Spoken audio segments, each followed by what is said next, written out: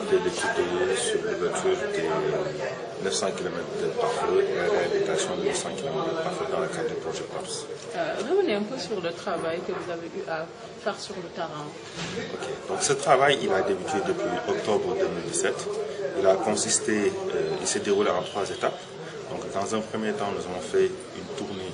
de sensibilisation de tous les acteurs par rapport à l'objet de l'étude. Dans un second temps, nous avons fait des focus groups avec les communautés, donc notamment avec ce qu'on appelle les unités pastorales, donc qui sont des groupes qui sont organisés autour des pasteurs et avec qui on a dû discuter avec eux par rapport à ce qui nous au cadre du projet qui est l'ouverture de pare-feu. Donc je rappelle que les pare-feux sont donc des pistes que nous ouvrons et qui servent à arrêter les feux de brousse. Donc pare-feu, et donc ça va prévenir, déjà ça va empêcher la propagation des feux et dans certaines zones qui sont habitées et qui sont aussi d'intérêt. Donc nous avons fait des tournées avec eux pour sélectionner avec eux, choisir avec eux les zones les plus propices, les plus pertinentes de cadre biophysique, quel est l'existant, et maintenant proposer des solutions par rapport à l'implication des populations, par rapport à l'entretien de ces pare-feux. Dans l'étude que vous avez eu à faire, quelles sont les zones qui nécessitent l'ouverture de ces pare-feux? Alors ces zones-là sont regroupées dans 5 régions. Et ces 5 régions sont les régions dans lesquelles le PAPS intervient. Donc, le PAPS intervient dans 5 régions du Sénégal. Donc, il y a la région de Matam, la région de Saint-Louis, la région de Tambacounda, la région de Louga, et la région de Kaffrine. Donc il y a ces 5 régions-là qui sont concernées par le projet PAPS. Et dans ces 5 régions, il y a 8 départements qui sont sélectionnés. Et donc nous avons sillonné ces 8 départements dans ces 5 régions et toutes les activités se font dans ces 8 départements-là. Donc on peut dire qu'au terme de votre étude, l'installation des pare-feux peut enfin démarrer. Exactement. Donc là, nous visons vraiment un programme qui est très ambitieux. Donc on même disent que c'est l'un des plus ambitieux programmes d'ouverture et de réalisation des pare-feux des eaux et forêts. Et donc là, nous proposons même, dans ce dernier trimestre-là, à partir du mois d'octobre, d'entamer la réhabilitation des pare-feux, et nous proposons même de commencer par le ranch de Doli, qui, comme vous le savez, est très stratégique et qui a un intérêt capital pour notre élevage au Sénégal, et donc sur instruction du ministère de l'élevage, qui est la tutelle de ce projet-là. Donc nous proposons même de commencer avec 118 km de pare-feu à réhabiliter, à ouvrir au niveau du ranch de Doli. Ok, ñu tënk ko ci municipal yi, autorité étatique yi, donc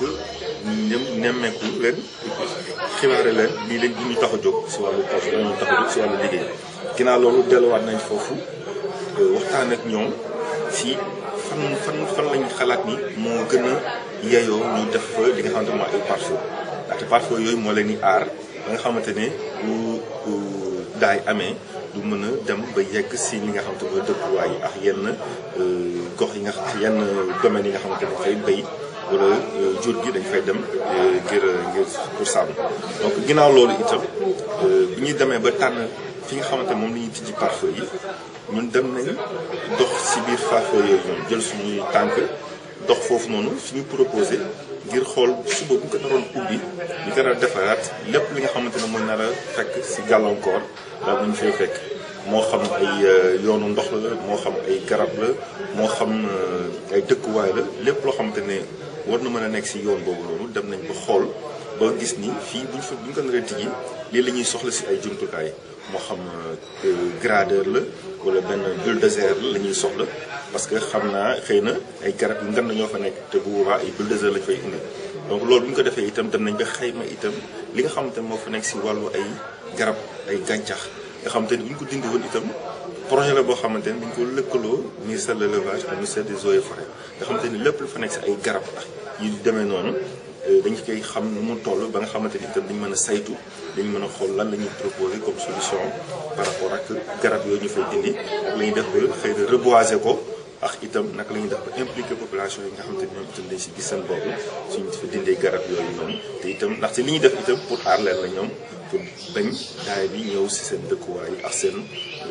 fi nga xamante ni moom la ñuy béyee dama noonu. kon ba ngeen noppee ci seen jàngat bi mën nga ñëw xaaral ni liggéey bi moom war naa door ci mu gën a gaawee fi ngeen war a def parcours yi tamit xam ngeen ko ba noppi. waaw kañ exactement donc ñun ñu ngi proposé si liggéey bi saa suñu paree ñi ngi tey nii bu bay rapport bi nii dëppoo nañ si ñun ñëpp ànd nañ si commencé proposé octobre bii di waaju dugg fii ba décembre ñu proposé tàmbali liggéey bi te fi nga xamante sax moom lañ proposé tàmbalee mooy fi nga xamante mooy ranch de Dodi xam ne ranch bi nga xamante ni xam nañ nu mu toll si wàllu importance bi mu am suñu dëkk bi importance bi mu am si wàllu jur gi wàllu mbéy bi wàllu sàmm bi pour tàmbalee foofu ndaxte itam loolu dëppoon na ak bëgg-bëgg ki nga xamante mooy l'autorité bi ak ministre bi donc ñun proposé nañ tàmbalee suñuy liggéey foofu si ranch de Dodi te bu soobee yàlla balaa décembre bi ñu ko tàmbale si lu ëpp téeméeri kilomètres yoo xamante ni war na tijji ak si ay